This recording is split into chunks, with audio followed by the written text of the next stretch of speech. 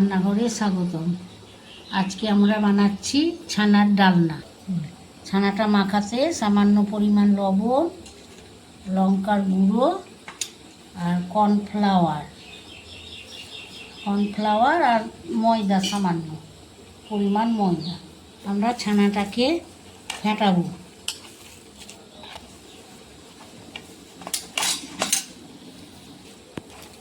ভালো করে এটাকে ফেটিয়ে নিতে হবে। মাখাটা হয়ে গেল, করে লেচি কেটে নিলাম।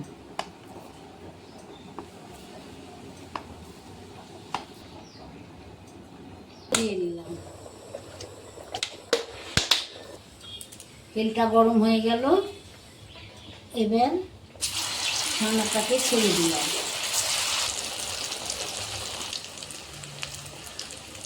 এবার একটা একটা করে উল্টে নিলাম। এবার একটা একটা করে নামিয়ে নিলাম।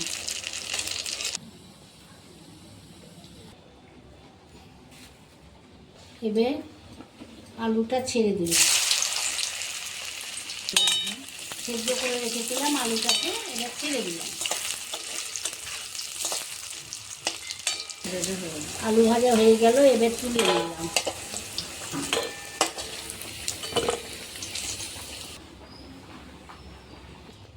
এবার ফোড়নটা দিয়ে দিলাম। তেল গরম হয়ে গেল, ফোড়নটা দিয়ে দিলাম। এর মধ্যে একটু লঙ্কার গুঁড়ো, অল্প জিরার গুঁড়ো, এর মধ্যে আছে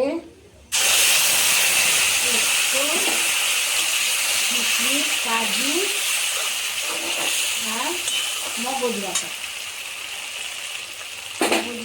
আর কাঁচা লঙ্কা বাটা।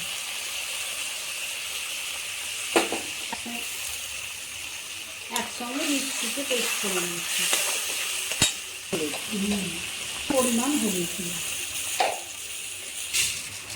সামান্য পরিমাণ চিনি দিয়ে দিলাম। আর আলুটা ছেড়ে দিলাম।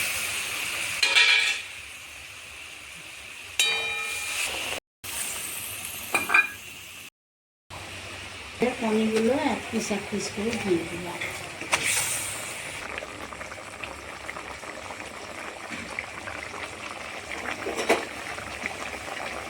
গরম মশলা দিয়ে দিলাম।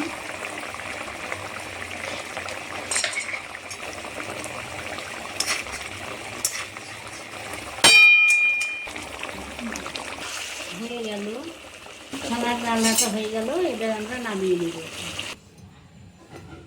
এইভাবে ছানার ডালনাটা করে দেখবেন বাড়িতে, ঘরোয়া পদ্ধতিতে, খুব ভালো হবে।